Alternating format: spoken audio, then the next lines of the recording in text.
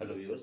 आज की इस वीडियो में हम औसत चाल से संबंधित क्वेश्चनों को स्टडी करेंगे और इनमें आज हम उस टाइप की क्वेश्चन लेंगे जबकि अलग अलग दूरियों को भिन्न भिन्न चालों से तय किया जाएगा, तब हम औसत चाल किस प्रकार ज्ञात करते हैं, इसको आज हम इस वीडियो में सीखेंगे।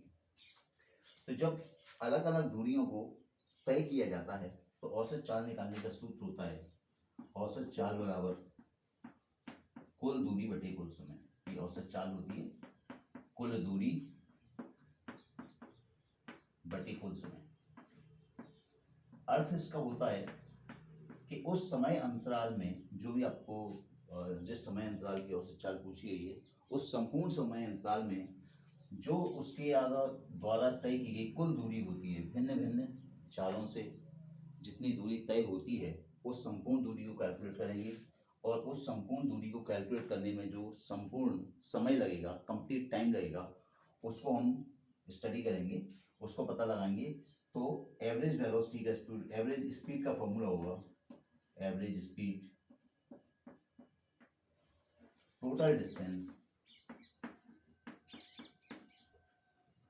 Upon total time. इस फॉर्मूले से हम औसत चाल को ज्ञात किया करते हैं। इसके पहले वाले वीडियो में मैंने बताया था कि जब दूरियां समान हो, प्रत्येक अंतराल में व्यक्ति के द्वारा या वस्तु के द्वारा तय की गई दूरियां बराबर हों, तब किस प्रकार से औसत चाल ज्ञात की जाती है, उसको हमने इसके पहले वीडियो में सीखा है। आज इस वीडियो में हम अलग अलग दूरियों को भिन्न भिन्न चालों से तय करने पर जो एवरेज स्पीड निकलती है वह किस प्रकार से ज्ञात होगी, इसे सीखते हैं। इस प्रश्न में हमारे पास है एक व्यक्ति 20 किलोमीटर की दूरी को 3 घंटे में और एक अन्य 30 किलोमीटर की दूरी को 2 घंटे में पूरी करता है। उसकी औसत चाल क्या है? A man covers 20 kilometre distance in 3 hours and another 30 kilometre distance in 2 hours। Find the average speed. अब यहाँ पर दोनों दूरियां अलग अलग हैं, दोनों दूरियां समान नहीं हैं। तो पिछले वीडियो में जो हमने मेथड स्टडी की थी वो यहाँ पर काम नहीं आएगी। यहाँ पर पहले अपन कैलकुलेट करेंगे कि इस व्यक्ति के द्वारा कुल कितनी दूरी तय की गई है। तो इसके द्वारा तय की गई कुल दूरी है, पहले बार में इसने 20 किलोमीटर तय किया था, दोबारा इसने 30 किलोमीटर तय किया, यानी कुल मिलाकर इसने 50 किलोमीटर का डिस्टेंस कवर किया है। उसके लिए जो समय लगा है इसे, वह समय कितना है? पहली यात्रा में लगी थी इसे 3 घंटे, दूसरी यात्रा में लगी 2 घंटे, तो कुल समय हो गया 5 घंटे। तो कुल मिलाकर इस व्यक्ति ने 50 किलोमीटर की दूरी 5 घंटे में तय की है। अब फॉर्मूला अप्लाई कर देंगे। औसत चाल होगा कुल दूरी बटे कुल समय, कुल दूरी बटे कुल समय।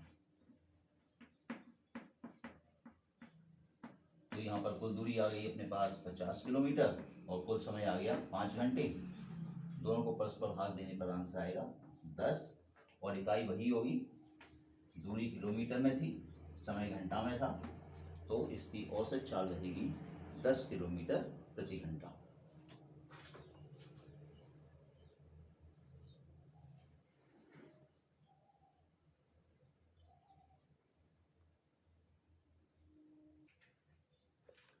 यहाँ दिया हुआ है कि एक कार 30 किलोमीटर की दूरी को 1 घंटा 20 मिनट में तथा एक और 45 किलोमीटर की दूरी को 40 मिनट में तय करती है। तो इसकी एवरेज एवरेज स्पीड बतानी ही क्या होगी। यहाँ पर भी दोनों दूरियां अलग अलग हैं, तो पहले अपन निकालते हैं कि कार कुल कितनी दूरी तय करती है। तो कार के द्वारा कुल तय की गई दूरी होगी 30 किलोमीटर, तो पहले बार में कवर किया, दूसरे बार में कवर किया 45 किलोमीटर, दोनों को जोड़ देंगे तो 75 किलोमीटर का डिस्टेंस ये कवर कर रही है। इसके लिए जो टोटल समय लग रहा है, कुल समय, उसे भी चेक कर लेते हैं। पहली यात्रा में लगते हैं 1 घंटे 20 मिनट और दूसरी यात्रा में लगते हैं 40 मिनट। इनका योग करेंगे 40 मिनट। तो देखिए 40 मिनट और 20 मिनट मिलकर 60 मिनट हुए, अर्थात 1 घंटा हो गया। और 1 घंटा और 1 घंटा 20 मिनट ये दिया हुआ है, तो कुल समय 2 घंटा हो गया। तो ज़्यादातर अपन समय को घंटे में या सेकंड में निकालते हैं, तो यहाँ पर घंटे में निकालना ज़्यादा आसान था, तो हमने घंटे में समय निकाल लिया। अब लगा देंगे चाल का सूत्र, औसत चाल। औसत चाल होगी कुल दूरी बटे कुल समय। औसत चाल कुल दूरी बटे कुल समय। तो कुल आ गया अपने पास 75 किलोमीटर का डिस्टेंस कवर हुआ, और इसके लिए हमको जो समय लगा वो कुल मिलाकर 2 घंटे का समय लगा। तो इसे डिवाइड कर देंगे तो आ जाएगा 37.5 किलोमीटर प्रति घंटा। हमने इस स्पीड से इस कंप्लीट डिस्टेंस को ट्रेवल किया है।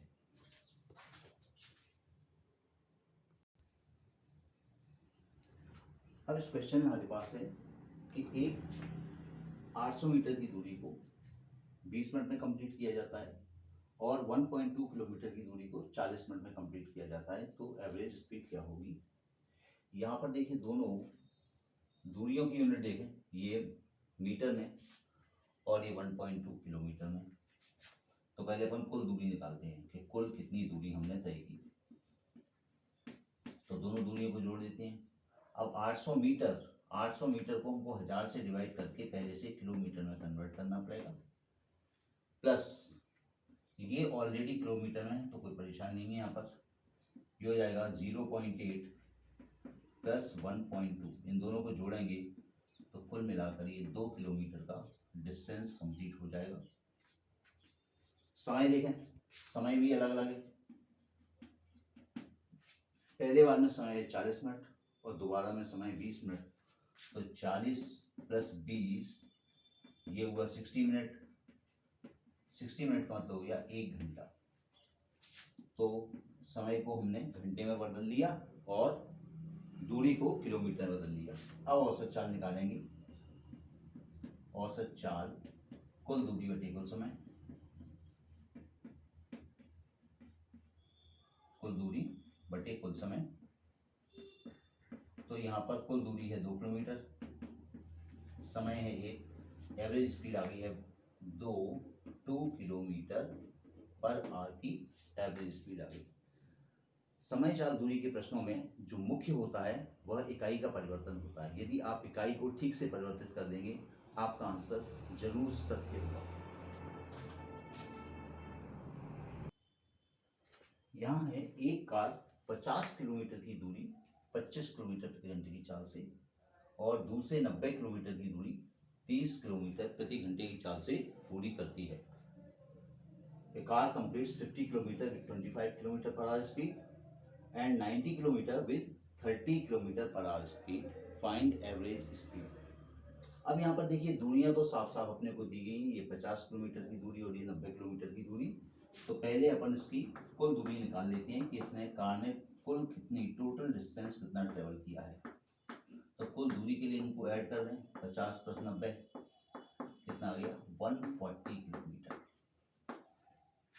पर हमारे को समय अब साफ साफ नहीं दिया हुआ है कि इस यात्रा में कितना समय लगता है और दूसरी यात्रा में उसे कितना समय लगता है।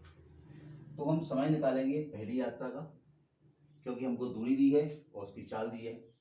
तो प्रथम यात्रा में जो समय लगता है उसे कैलकुलेट कर लेते हैं। प्रथम यात्रा का समय, तो प्रथम यात्रा का समय बराबर होता है दूरी बटे चाल। दूरी बटे चाल। प्रथम यात्रा की दूरी है 50 किलोमीटर, चाल है 25, तो कुल मिलाकर इसे 2 घंटे का समय प्रथम यात्रा में लगा। फिर निकालते हैं दूसरी यात्रा का समय।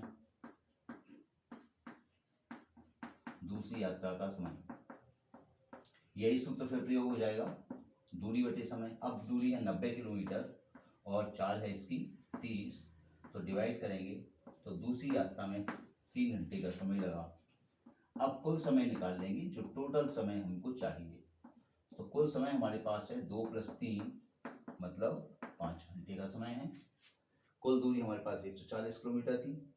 140 किलोमीटर को कंप्लीट करने में 5 घंटे का समय लगा। अब फॉर्मूला लगा देंगे एवरेज स्पीड का, औसत चाल का। औसत चाल का सूत्र है कुल दूरी बटे कुल समय। कुल दूरी हमारे पास है 140 kilometre divided by 5, 28 kilometre per hour की स्पीड लगी। तो ये प्रश्न के अंदर कभी समय गायब हो जाएगा, कभी दूरी गायब हो जाएगी, तो थोड़ा सा उसको फॉर्मूले एडजस्ट करके हमें किसी प्रकार से कुल दूरी को ज्ञात करना है और कुल समय को ज्ञात करना है, तब हमें औसत गति, औसत चाल प्राप्त हो पाएगी।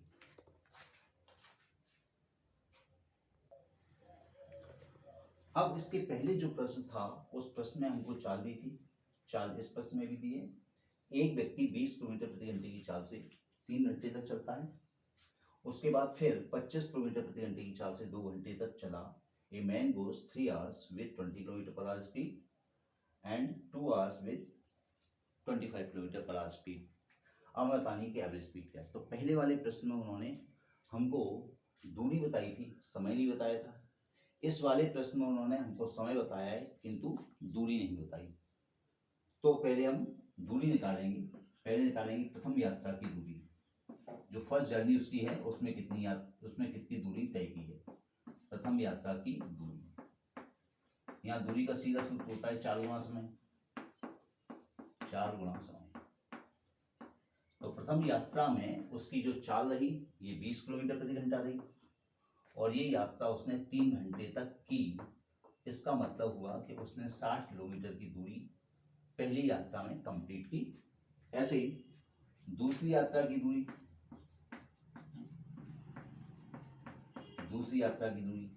जो सेकंड पार्ट ऑफ उसका जर्नी था, उसमें कितना डिस्टेंस इसने ट्रेवल किया।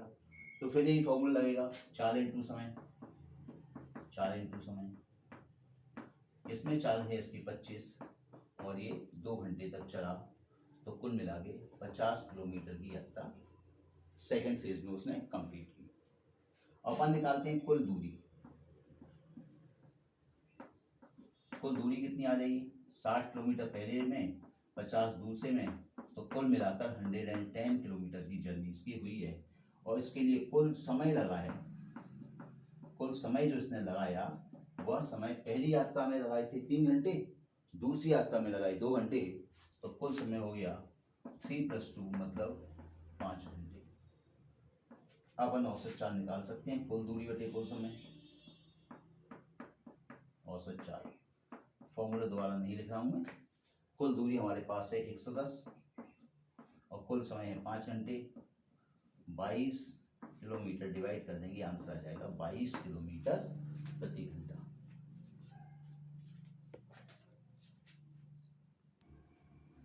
अब इस क्वेश्चन में हमको दिया है कि एक बस है, कोई बस प्रथम 25 किलोमीटर की दूरी को 10 किलोमीटर प्रति घंटे की चाल से, दूसरे 25 किलोमीटर की दूरी को 20 की चाल से तथा एक अन्य 25 किलोमीटर की दूरी को 30 किलोमीटर प्रति घंटे की चाल से कंप्लीट करती है, तो हमें बताना है कि उसकी औसत चाल क्या है। ये बस covers first 25 kilometre with 10 kilometre per hour, second 25 kilometre with 20 kilometre per hour and last 25 kilometre with 30 kilometre per hour speed. Find the average speed. इस क्वेश्चन को ध्यान से नोटिस करें।